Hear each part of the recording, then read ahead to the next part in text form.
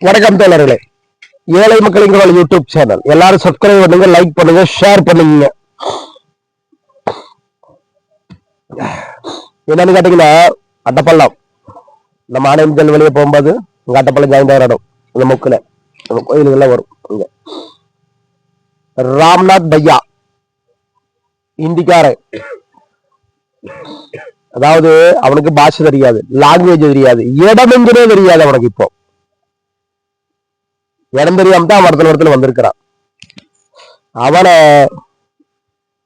அடிச்சு கொண்டு போட்டாங்க.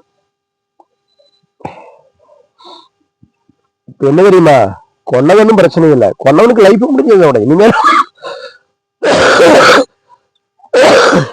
கொன்னவனுக்கு லைஃப் முடிஞ்சது. அந்த வயசான ஒரு சேப்பு சட்டை போட்டு வந்தானே, அந்த முன்ன அந்த இந்த ஆள் அடிக்கிற 2 நாளைக்கு முன்னாடி என்ன பண்ண சன்பாட்ல பார்த்தேன். சன்பாட்ல வந்து பைக் நின்றுட்டு இருந்தாவே நான் பார்த்தேன். அந்த ஆளு வயசான கல்ட்டாக ஒருத்தன் அல்ல சன்பாட்ல. அங்கே நான் நம்ம அந்த வேலைக்காரங்களுக்கு ஒரு 9:15 மணி இருக்கும், 9 மணி 9:15 இருக்கும். நான் அந்த வேலைக்காரர்கள் டிஃபன் அங்கே இருக்காங்க, டிஃபன் கடைக்கு முன்னாடி நின்றுட்டு இருந்தேன் சன்பாட்டையில. நம்ம வேலையார் கோயிலுக்கு பக்கத்தாடி அங்கே அந்த ஆளு என் பைக்கு பக்கத்தாடி வந்து நின்றுட்டு இருந்தான். நான் பார்த்து சாப்பிட சட்டப்பட அந்த கலவை, அந்த கலவை பேர் என்னன்னு கேட்கல, கிளம்பி நின்றுட்டு நான் பார்த்தேன். 4 நாளைக்கு முன்னாடி பார்த்தேன், 4-5 நாள் இருக்கு வந்து பார்த்தேன். அப்போ நான் என்ன சொல்றேன்னா, இனிமேல் யாரு உங்க ஊருக்குள்ள வந்தாலும் சந்தேகப்படுங்க, தடுத்து நிறுத்திட்டு போலீஸ் கூப்பிட்டு இன்ஃபார்ம் பண்ணி விட்டுருங்க. அதுக்கு எத்தனையோ வழிகள் இருக்குல்ல. இனிமே ஒரு அடிச்சு கொள்ற வேலைக்கு யாரும் நிக்காதீங்க. படிச்சு கொள்ளுங்களோட நிலைமை என்ன தெரியுமா, இனிமேல் இப்போதைக்கு வெளியே வர முடியாது. இனிமேல் பிணை ஜாமீன்ல கேசு, அதாவது ஆள் கூட்ட கொலைபாதகம். அது ஒரிக்காலும் நம்ம இந்திய மகாராஜ்யத்துல அது நம்ம பிரதான மந்திரியும் ஏத்துக்க மாட்டாரு, நம்ம கேரளா முக்கியமந்திரியும் ஏத்துக்க மாட்டாரு, யாரும் அதை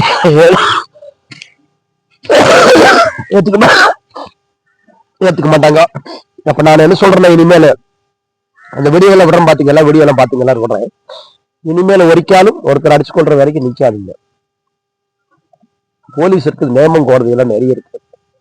அதை செய்யணும்னா எனக்கு செய்யணும்னு ஆசையெல்லாம் நிறைய உண்டு, எனக்கு உண்டு செய்யணும்னு ஆசை.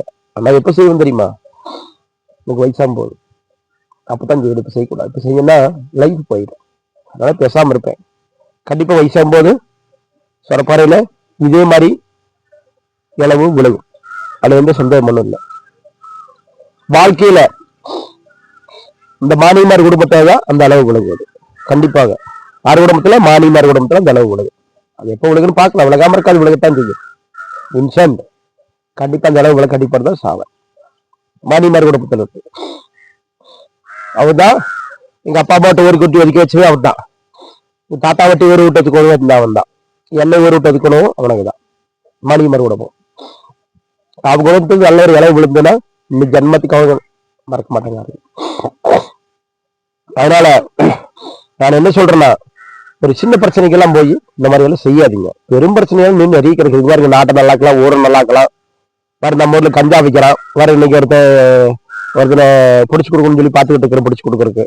அதனால அப்படியெல்லாம் ட்ரை பண்ணுங்க.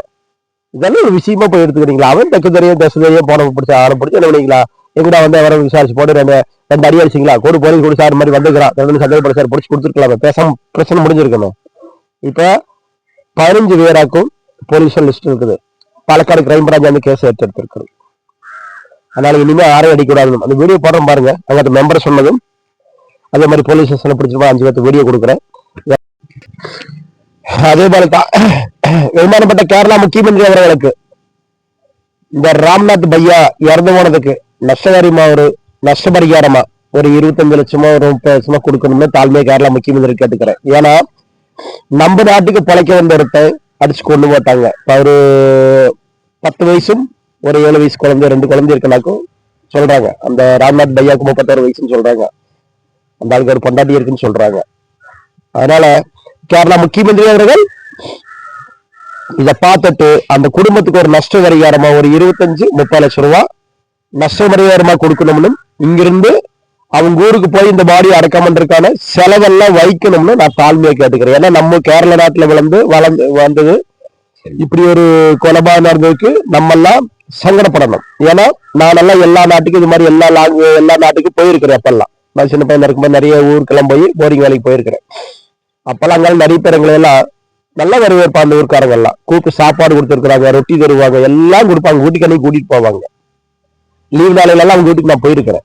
எல்லாம் என்னால உபசரிச்சிருக்கிறாங்க. அதனால இந்த கேரளா முக்கியமந்திரி அவர்கள் இந்த ராம்நாத் பையா குடும்பத்துக்கு ஒரு 30 லட்சம் ரூபாய் நஷ்டபரிகாரமாக இது பொது பிரவர்த்தனாய வின்சென்ட் சேவியர் சார்பாகவும் இந்த ஏழை மக்களின் குரல் யூடியூப் சேனல் சார்பாகவும் கேரளா முக்கியமந்திரி பினராயி விஜயன் அவர்கிட்ட தாழ்மையை கேட்டுக்கிறது. குடும்பத்துக்கு ஒரு 30 லட்சம் ரூபாய் நஷ்டபரிகாரமும் அந்த பாடி அவங்க ஊருக்கு கொண்டு போறதுக்கான செலவு வைக்கணும்னு இந்த ஏழை மக்களின் குரல் யூடியூப் சேனல் சார்பாக கேட்டுக்கிறேன். ஜெய் ஹிந்த்.